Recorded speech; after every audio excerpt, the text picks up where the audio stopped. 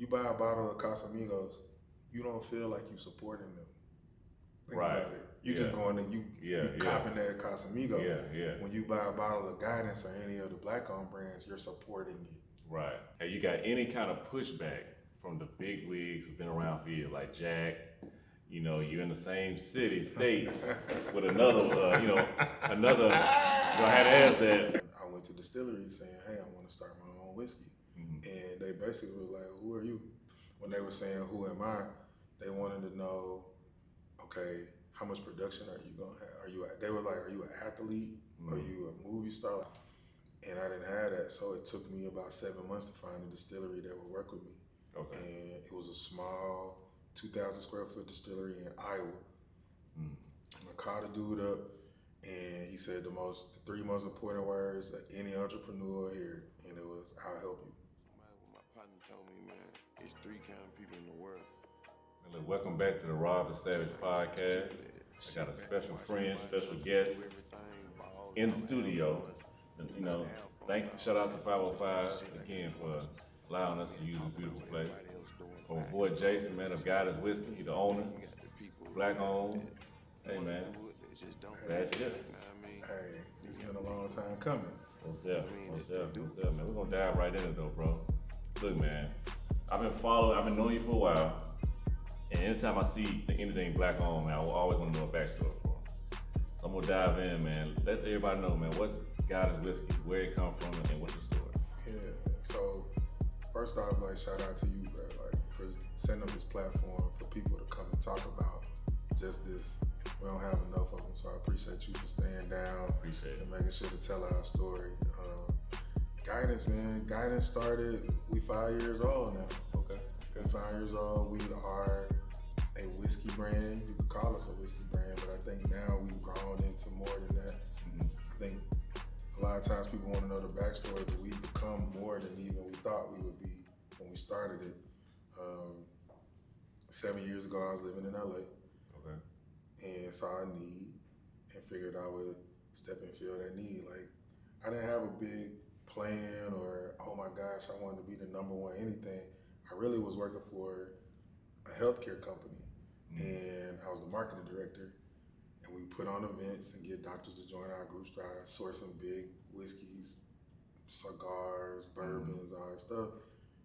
And I got tired of lying and saying that I like stuff that I really didn't like. That's real. You know what I mean? Like, I remember the first time I tasted scotch.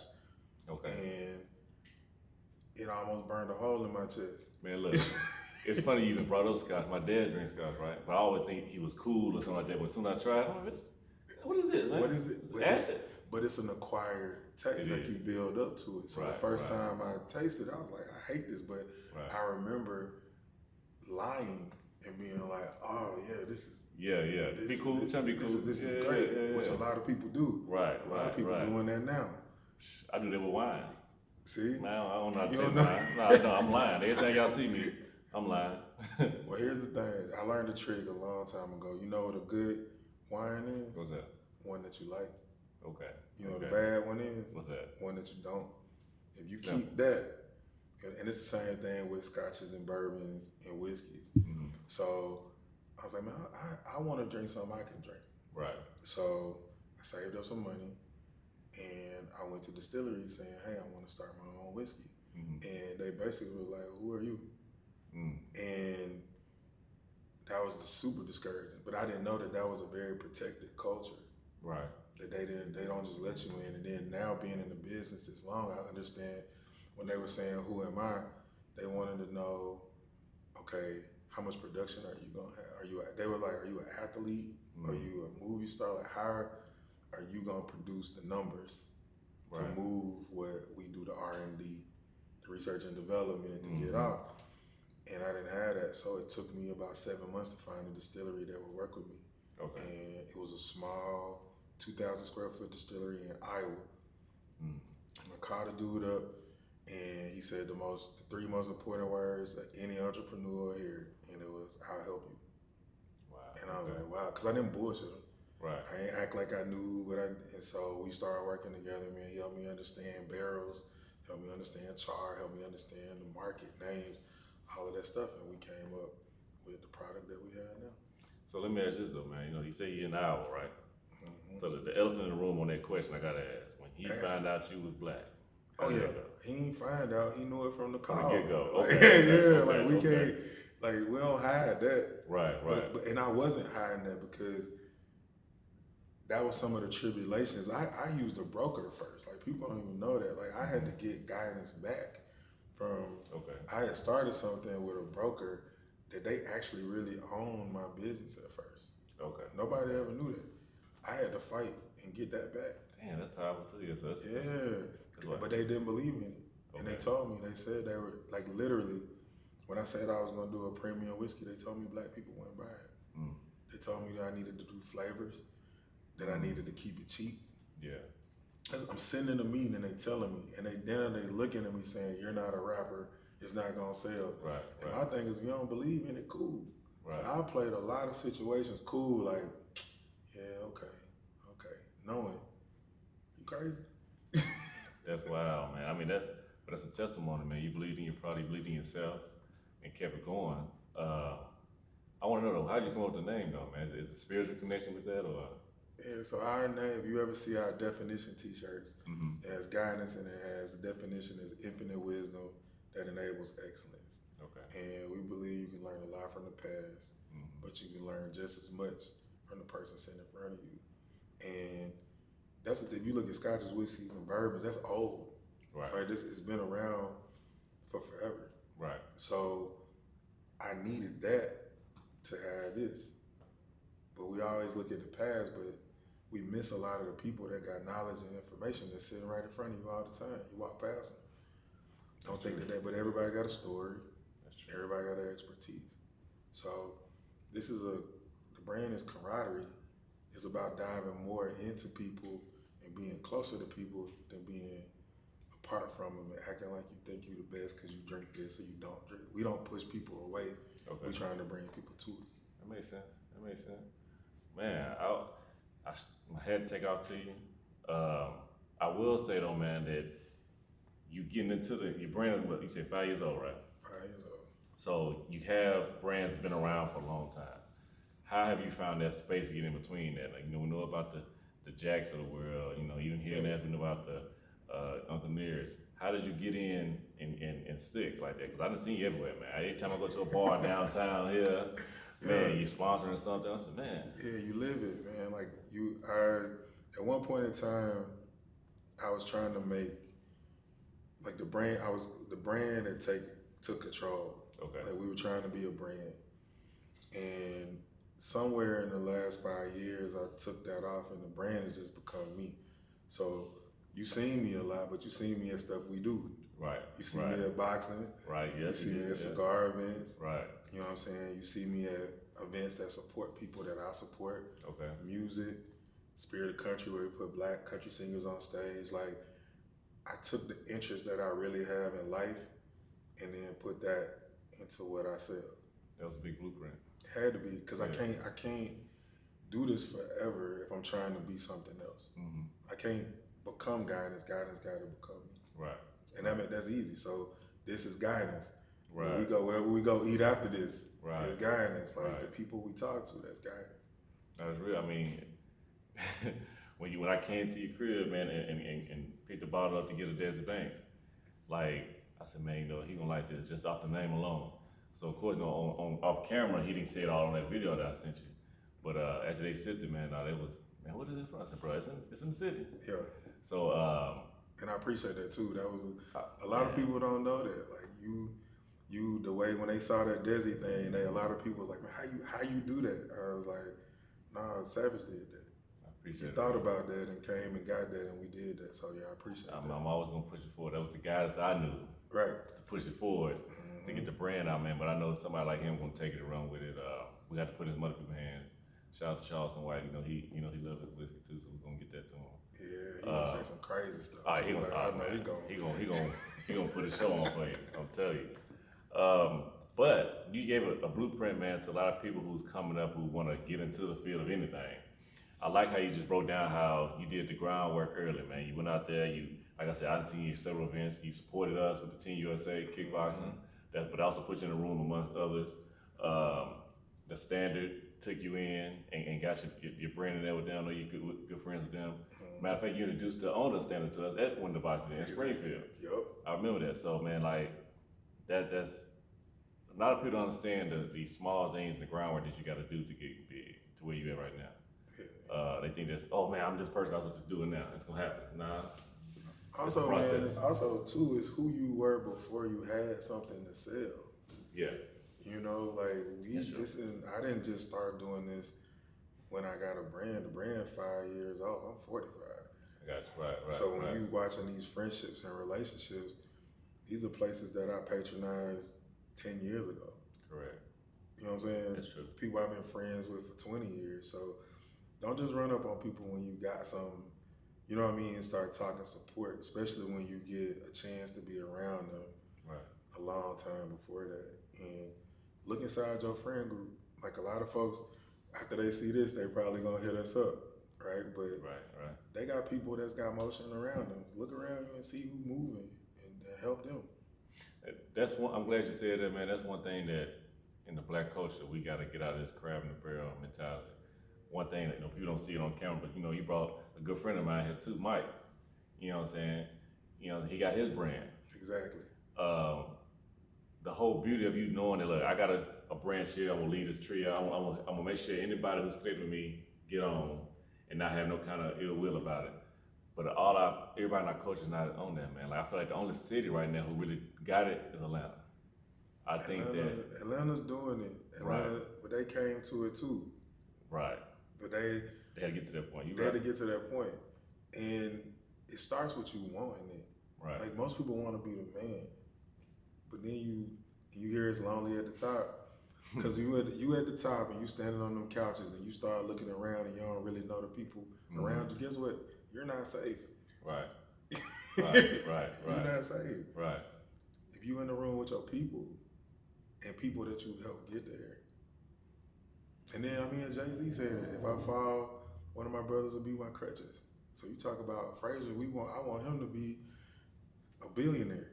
Because if I ever need $1 million, guess who I'm gonna go to first? Man, first off, let me say this, and while we're on camera, I knew Fraser was gonna have some because of them parties in college. Well, he was putting them drink. He didn't laugh over that. Man, I don't know what that was, but he had me right. But he the Tennessee kid though. He the Tennessee kid. His story is important, and that's the cool thing too, man. That being in this industry, I get to see a lot of people's stories. Mm-hmm. I get to hear what they really got going and what they want to do, and if I can help connect it, why would I not? No, that's real. I think you have a good spirit on you, bro, and that's one thing I want to dive into, man. Like when you was working for the medical company, right? Mm-hmm. And you just basically like, man, you did something spiritually sit with you. You was like, man, this ain't it. I can do other things other than just having to lie about the wine tasting, basically. Well, it's crazy. So the medical thing, what I did in that was that's the real industry I'm in. So I own a medical equipment company. Wow, see? Yeah, so that's when I saw what they was doing in that, I was like, not only can I do the liquor around it, but I can do the medical stuff too. Okay. So that's been my industry for 13 years. Okay. We own a medical equipment company. Okay. So that's the real business. But I looked at, and when you look at Nashville and you look at the industries that are here, right? This is a huge medical hub. Man, ACA here. This is huge for that. It's also a huge hospitality hub. Mm-hmm. So the whiskey fits that. Mm-hmm. But then, me and Mike, we got a nonprofit, Hydrate the Hood. Hydrate the Hood, yes. Tennessee is a huge hub for nonprofits. Big time. So if you look at the industries that I go into, I look at a space and I see what's hot there. Mm-hmm. And then I participate in those industries. And so it's people in the whiskey business that don't know nothing about Hydrate the Hood or medical. It's people in the medical that don't even know about these other two avenues. But whatever you come into a space, it's like a farmer, right? You look at the ground and you see what'll grow there, and you plant that. And so that's what I do. Well, I'm glad you even brought that up about the farming aspect, because I always want to know the ingredients when it comes to whiskey, man. Like I drink, but I don't know it all the time. You know what I mean? I ain't ashamed to say it. I just started getting high a year ago. Oh, for real? I think about 2 years ago. But Yeah. you know, but I always want to know, man, what's the batch? Like, what's the So wheat, barley, Okay. rye, and corn is us. okay? And there's a lot of different. I mean, there's a lot of different variations of it. Find what you like, man. Like for real. Like taste as much as you can. If you think about just, I tasted a lot when I was creating guidance. Like Mike tasted even more than me when he was creating reverence. Okay. Like I'm talking about hundreds of things to, because you're gonna want to make something that you want to drink. The first motto of guidance, before it was embrace guidance and now Easy Whiskey, it was if you don't drink it, we will. Because we just created something we like. You ever been in the kitchen, made a sandwich? You know what I'm saying? You like, God, Right. it's fire. Right. Make what you like. Okay. Make what you enjoy. Drink what you like. Drink what you enjoy. And then you can experiment with other stuff, man. But stay where you at, and also what works good for your body. Because I know you was doing the NFL, and so there's some liquors that won't work good with your body. I'm glad you said it because that's another question I want to know about when it comes to that, the brown and the white. You know what I mean? So I've in recent years, I'm more on the brown side. You know, I love guys. I'll even throw in what's Jay-Z's Douce. But that's the kind of But you didn't start though. I know you didn't. Actually, I did though. You was drinking brown the whole time. The first time I was brown. Yeah, I didn't get into the white until maybe a female in my life bring it to me. I didn't ever try the white. What about college, dog? That's all we was drinking was like I was on Douce. You wasn't on Douce in I was college. on Jack.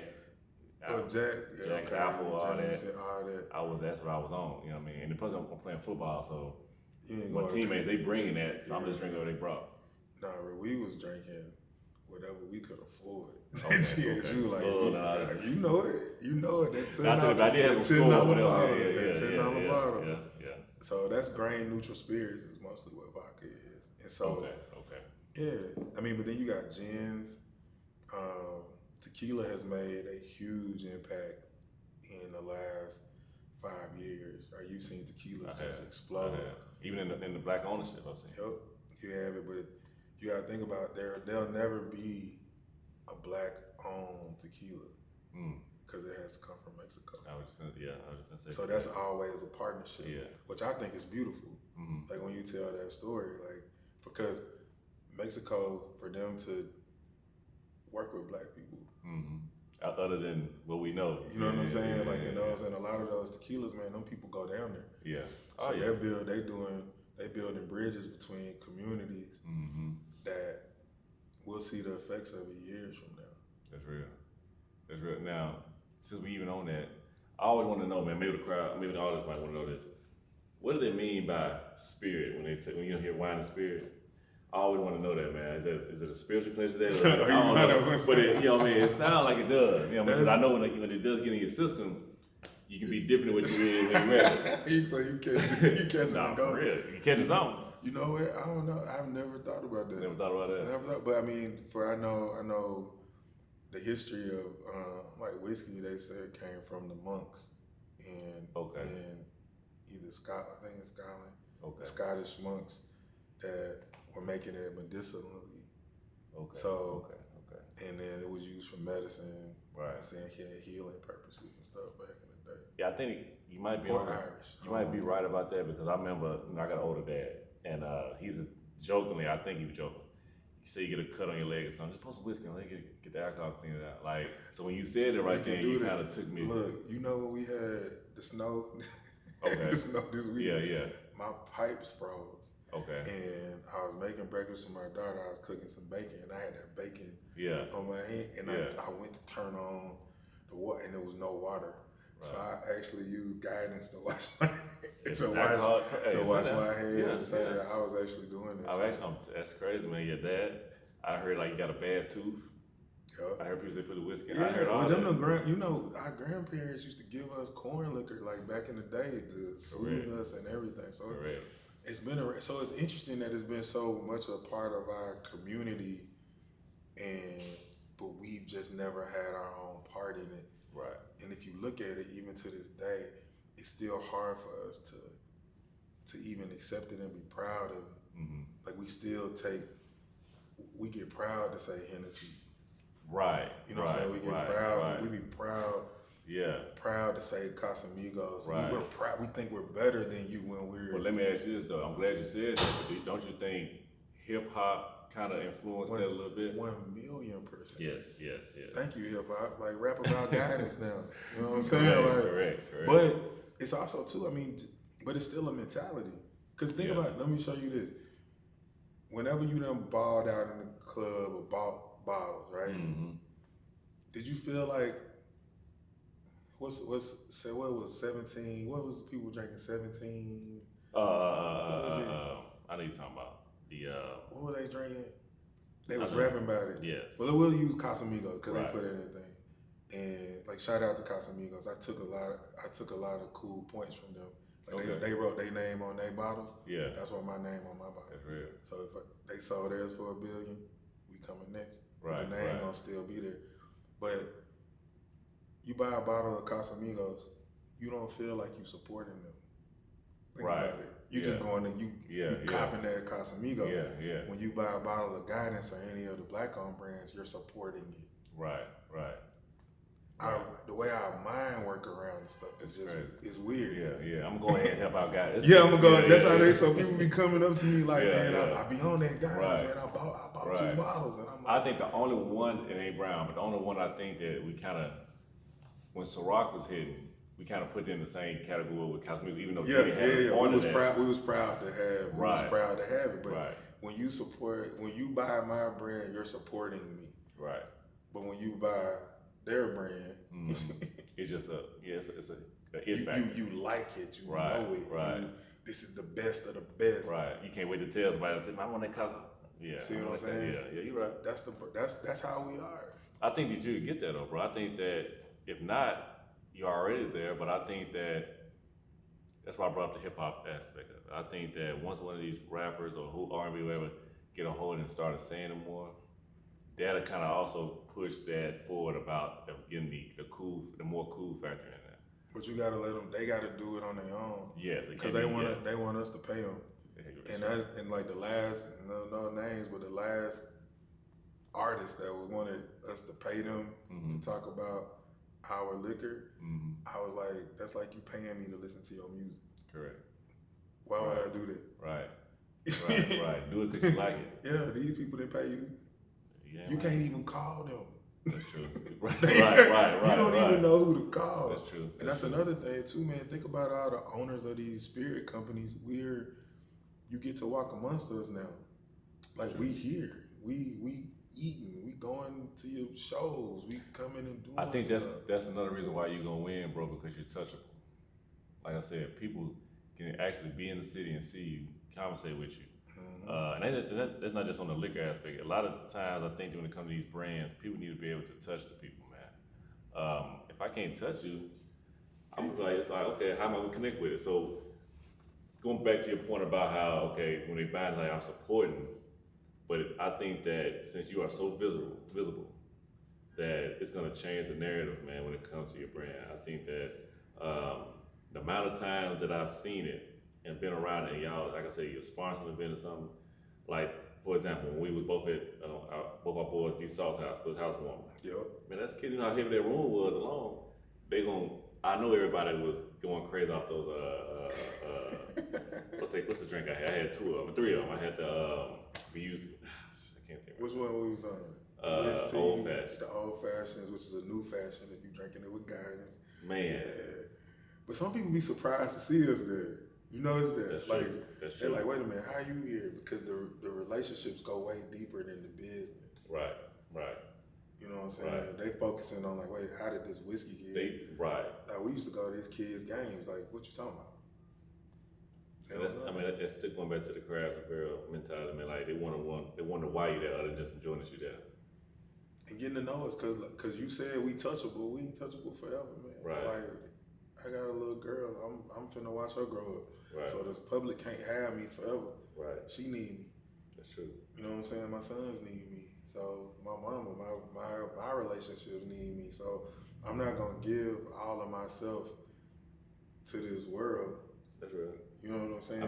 I mean, spiritual, bro. That's how I am about things I'm doing, even when it comes to nonprofits and all that. Like I'm doing what I gotta do but like you said, my family need me to Yeah. see me more than just Exactly. you know, helping out the community, which I'm always have a heart for that. But I can't get getting pulled at which way. Something at some point, the name alone just needs to stand. Okay, if I mess with Savage, okay, cool. I know it's legit. He ain't gotta be there. I'm gonna help out. Exactly. And Point who blank. you training? Who coming after you? Like you talk Right, about the right. folks that's what a lot of guys that I talk to and coach, they have no young people around them. Okay. And I'm like, bruh, you want to be the man? Okay, you that. Who you gonna pass the ball to? Compared to, yeah. You think about it, you're a quarterback. Once you get the ball in your hand, if you ain't got nobody to hand it to or throw it to, Yeah, shit's great. guess what? Yeah. Yeah, you might get a few yards, but there's people in there blocking for you, man. So if you don't have that, you got to have some people that attach to what you're doing, that believe in it. Mm-hmm. But then you also help them with their dreams. So when I talk to people, I want to know what they involved in, what they dream, you're gonna have to get with me to get this piece of the knowledge, but we're gonna try to get you where you are too. Cause I'm passing that, but I'm not doing this forever. That's real. That's real. I mean, I want to ask you this question with that, man, because you're still creating things as we go. How did you get to even the concept of Eazy whiskey? The Eazy whiskey, man. See this, so we always just we always drinking a lot, but we were it was a tasting, and everybody's tried to figure out what we are. Okay. Like smooth. Right. You know what I'm saying? Because it's like, if people ask me before they drink it, because usually I say, I don't answer no questions till we drink it. Okay, that makes sense. Because your questions will change. Right. You know what I'm saying? Once you done actually tasted something, you're like, oh, wait a minute. Right. Then you're like, oh, this is good. But before that, you're like, so what's your char? What's your barrel? And once you taste it, you're like, oh, man, where y'all from? Right. It changes. So. Hold on, before you say that, have you had anybody do you like Cat Williams did? Shannon, he takes everything in it. That's great. That's cool.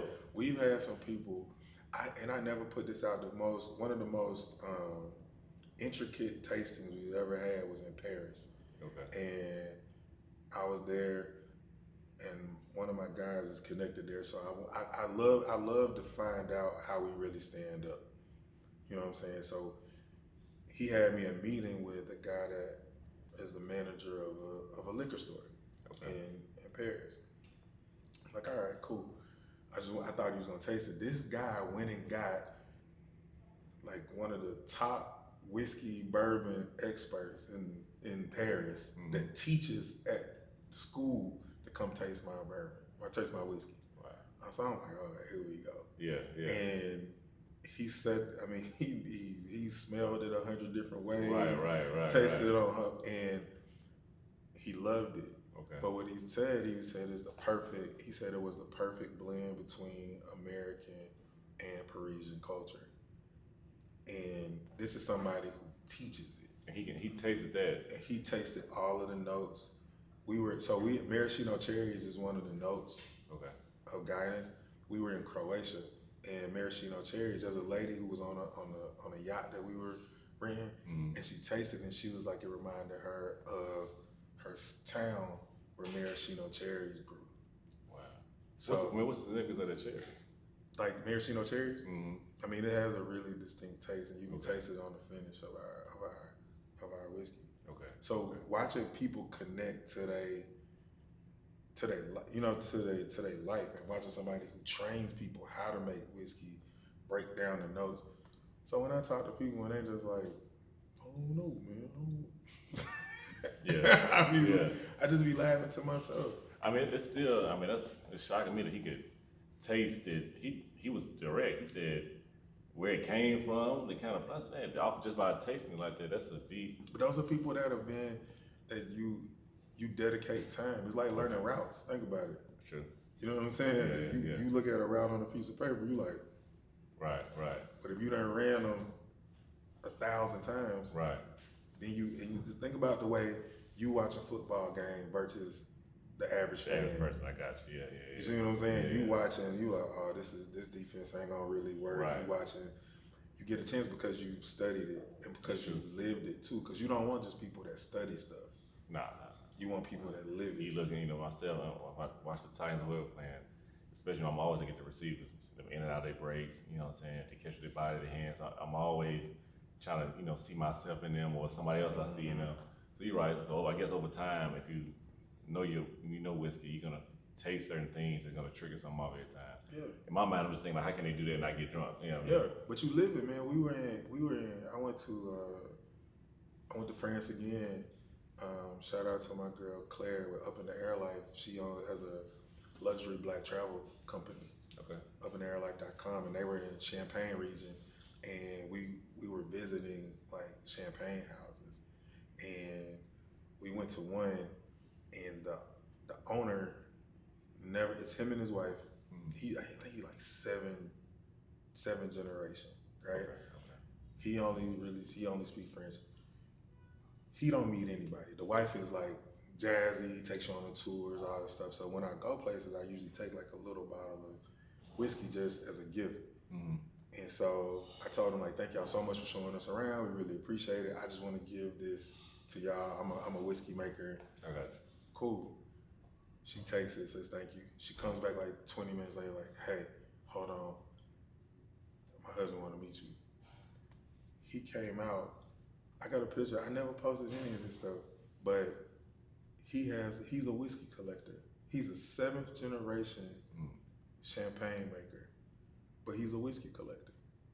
And so, you see what I'm saying? Like that, bro. Yeah. And guess what? He was in overalls. So when somebody's standing in a suit trying to swirl my whiskey around and tell me about it's whatever. The people that sell it is one thing, but the people who make it, they're always regular people. Mm-hmm. Always. Because they farmers. Right. They're growing, they working on barrels, and you know what I mean? They're actually living it. So once you live something, you get a whole different, you be careful to call something trash. I got you. Because you know what went into it. Right. You know what I'm saying? You know about folks being up at 3 in the morning. Right. You know what I'm saying? Moving barrels around, turning them as many times to get, like, you be real careful. Right. Being how you critical of somebody's brand when you don't know what all went into it. When you don't know what went into it. That makes sense. So get to know the people. I know the makers more than I know the sellers. That's real. You see what I'm saying? You're more impersonal, so I get it. Yeah. I get it. Bro, man, look, what's new for guys, man? Let us know what's going on, man. You know, we talked a lot about it off air, but you know, we're gonna have a part 2 of this too, man. But I want to give you that time to really tell everybody what's new coming from Goddess Whiskey. What's some more excitement things y'all got going? Y'all always involved in everything. Yeah, man. What's up? This year we're doing some 2024. I feel like 2023 beat a lot of people up. Okay. You know what I'm saying? It was tough for a lot of people. This year we're getting into a lot more collaboration again. I think I did collab season 2 years ago. Mm-hmm. So this year we are really focused heavily on our relationships. Like anybody that we have relationships with, we're trying to dive in and do more with them. So excitingly coming up, it's hard to find places to serve your whiskey and spirits, and that know that how important the Black experience is to this culture. So we just decided to do it ourselves. So coming soon, me and Mike, we got 11 bar coming. It's gonna be on Buchanan. Y'all downtown. It's gonna be a Buchanan. I know y'all keep hearing him say Mike. You talking about Mike Fraser? He's a cute dog in the back. Art. Y'all don't see him right now. Art. But man, that's major that y'all collabing doing it though, bro. Yeah. And we gonna serve Black-owned spirits. Okay. And show them how to make it make sense. What's that? Because that's what we hear a lot. It don't make sense. We don't try to make sense. We make impact. Y'all need to understand how powerful it is to have a bar downtown Nashville. That is. It's crazy. On our street. On our street. So yeah, that's already monumental. That's all the things. So we gonna lead by example, and hopefully other people go from that. We still spirit of country, man. Don't get enough attention putting Black country singers on the stage. But we have some huge events coming up with that, especially for CMA weekend. And then this year we going to Paris Fashion Week, big dog. Yeah. Hey, we got get adapted to the clothing world with it. Yeah, okay. Yeah, so y'all y'all we always see you. Yeah, you see, I'm staying this, but y'all might see me in a little something different coming up soon. So it's a new Jason. He said it's a new year. Plus, I'm 45, so I gotta get my distinguished look on for y'all. But we partner with Gabriel Sassetto. He's out of Miami. He's a Dominican fashion designer who is crazy. He tore up Art Basel. He's doing Fashion Week New York, but he's doing his first installation in Paris, March the 2nd. And so we're going to be there. We're going to have some cool stuff going on. Oh, that's killer, man. That's killer, man. Well, look, man, where can everybody find you at, man? If they want to get them a bottle or they want to get you on social media, the internet, let everybody know, man. GuidanceWhiskey.com. Okay. And getting Guidance Whiskey on everything. Okay. Everything. And hit us up. If you interested in doing your own thing, we need you. If you ever want to know how to get in the spirit business, let us know. We'll help you. I got you, man. Look, one thing though, I ain't never done this. But Mike, come here right quick, Mike. I gotta get Mike in this shot right Bring now. that bottle too. Gotta get Mike in there. Are you ready to savage questions? Yes. Before I do that, Mike, because I was trying to keep a time, respect everybody's time and everything. I have a thing I always do called the savage questions. I'm glad Candace reminded me. I wasn't gonna leave it out because of the time, but we can go and throw it in there. Number one question I got for you. It's gonna be three of them. Okay. And I think entrepreneurs who's trying to get into this field is gonna want to know, how hard is it to get your liquor into the liquor stores though? How does that process even go? Yeah, okay. I know I see it in the bars, but liquor stores are different, man, because you gotta think those are independent businesses as well. Correct. So that's gonna still depend on it depends on a couple of factors, right? It depends on your relationships with liquor stores. Okay. You know what I'm saying? But then it also depends on your distributor and how active they are in pushing it. And then the third part of that is how many people go in there and request it. So as for it, we have such a buying power that we don't take advantage of. If you look at how many times people post restaurants, they post bars, they post all of these places that they are, which means they spend money there. That's true. Tell them you want it. That's true. Tell them you want it. Say, hey, I want Guidance. Or whoever brand that you really like, tell them to start bringing it in there, because you're really just asking for the opportunity to spend money on what you want. That makes sense.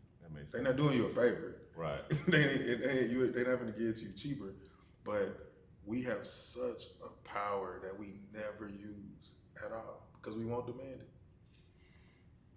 I want to know that, man. Like, they probably got their favorites or whatever like that. See how you able to navigate that. But they want to make money. That's true. So you think a liquor store is there to have what you want. Right. They're not trying to sell you something you don't want. That's true. So you ain't gonna go in there and say 100 times give me Guidance and be like, no, take this, right? Because you're gonna stop going there. Right. So if you start asking for it, start calling. You'll see the brand. You can do that across any genre of business. If it's clothing, if it's products, whatever the case, you start exercising your power, and then when you meet these brand owners out, you tell them you support, you supporting in a whole different way now. That's major. Because you helping them expand. That's major. Okay.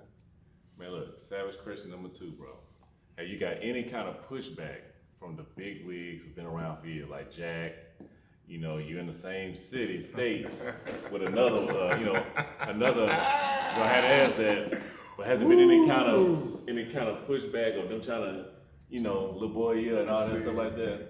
Let's see, how should I put this, Mike? Competition. Yeah. You know what I'm saying? Competition breeds jealousy. I will tell you this.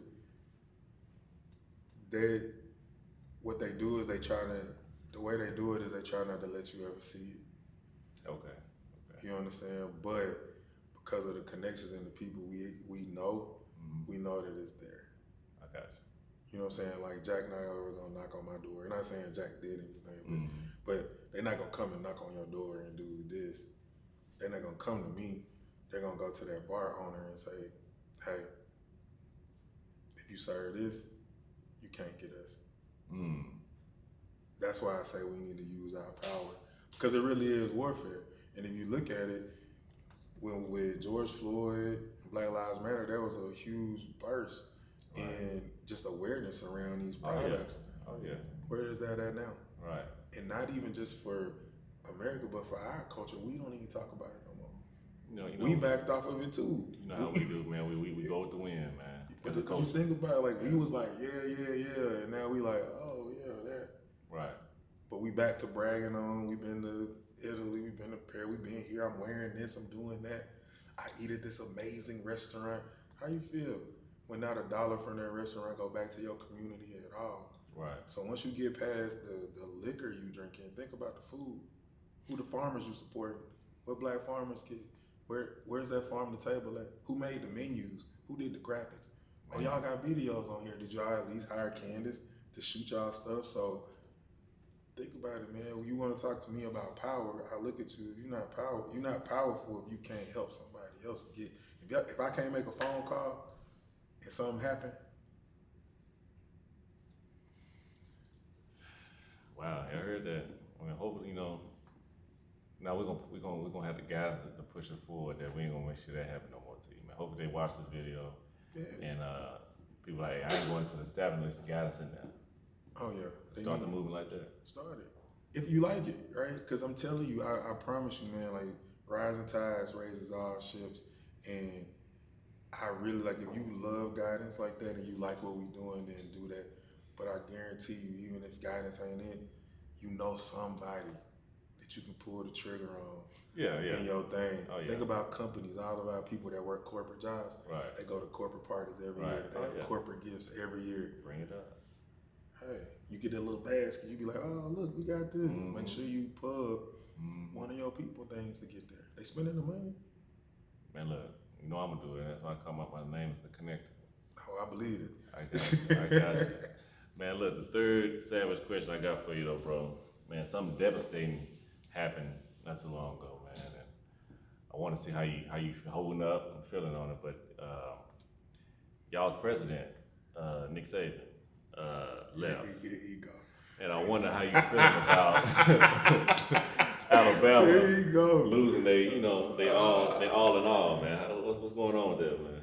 Okay, look, I'm gonna tell you something. I didn't take no phone call. I took one phone call. It was from my mama. Okay. She knew. She knew nothing. She was like, hey. And she asked me. She said, "So Jason, like, who gonna coach next?" And she probably gonna be mad for me saying this on camera. But I was like, "Man, we need God." Yeah. I started praying. I said, Jesus the only one that can coach Alabama after Nick Saban. I'm gonna tell you something, bro. Like, I hate to say it might be the transfer No. portal and that. But here's what I thought. Then my homie Bama, he hit me up and he the man did his work. He did his work, and the game of football now is very different than when. Yes. So with the transfer portal, with NILs, and I don't know if the game is the same. That's why I say that, and I say respectful. I think that it might be over on that with y'all because of when the transfer portal is what it is, but the NIL thing is what I think is gonna hurt because I don't know if Alabama University has produced that many big time money people like Texas A&M or Texas. When you say big time money, what you mean? Alumni players who can boost. Like, a lot of times the players are going to Alabama because they know Alabama's #1 team and I can go to the pros. Okay, well look, you gotta look at Alabama. So I've been an Alabama fan my whole life. So you gotta look at Alabama as a whole. Y'all looking at it from when Nick Saban came. I've been a Nick, you see what I'm saying? I got you. So you gotta think that money is not a problem for Alabama at all. I mean, I don't think that it's a problem, but if it come down to them competing against somebody like, if Texas A&M, I didn't know they had that many billionaires that came from Texas A&M. Oh, you ain't looked up how many? That's true. I have. You don't know. I have. See, that's what I say. It's the best kept secret. Okay. You know what I'm saying? But I don't even know if that's the way that they would want to go. They would, but we the SEC, so you're gonna have to compete regardless. And I'm cool. Here's the thing: I'm always cool with competition, man. Like even at the height of our stuff, I was like, we still gotta win it. So even when we lost to Michigan, I wouldn't have wanted to go to the big dance. I'd rather lose that game than go to the championship and lose. Cause you don't go to championships and lose. Like that's you don't do that. But you gotta be. And these are kids, man. These are kids playing the game and I think we take our eyes off of that. Right. We really do take our eyes off of it and want them to be perfect and win every single game. I think that's crazy. Hopefully, man, off this interview, we're gonna speak it through. We're gonna have guys be the sponsor of the next bowl game that they be in. Hey, I thought about that though. We got to have it. Got to. We got to have it. It's got to be the guidance ball. Guidance ball. And I think you can make it happen. Hey. You got somebody number in your phone. I know. Well, you're right. I know you do. We're gonna say it like that. You're gonna lean back and be like, "Oh yeah." Man, we're gonna say that. But look, man, I appreciate you coming on, bro. Hold on, come here, Mike. Come here right quick, Mike. Yeah. You can leave the bottle there because I make sure they don't get us on the camera. Yeah. But I'm gonna close it out. Both of y'all in here, man. Look, Jason is a real one, man. He brought my boy Mike Fraser. Me and Mike went to TSU together. Always been a good brother. But I want to put this shot in, man. These are 3 black men trying to change the view. I want to spotlight these 2 black owners here, man. Mike, tell me your brand name. Yeah, so I'm Mike Fraser, owner and sole proprietor of Reverence Enterprises and founder of Reverence Bourbon, Tennessee's first independently black-owned Tennessee bourbon. What's that, man? As y'all know, we just interviewed Jason. I'm gonna let him tell it again. Name your brand, Jason. Jason Ridgel, founder and owner of Guidance Whiskey, Nashville's favorite whiskey. There you go. Y'all got it, man. Stay tuned.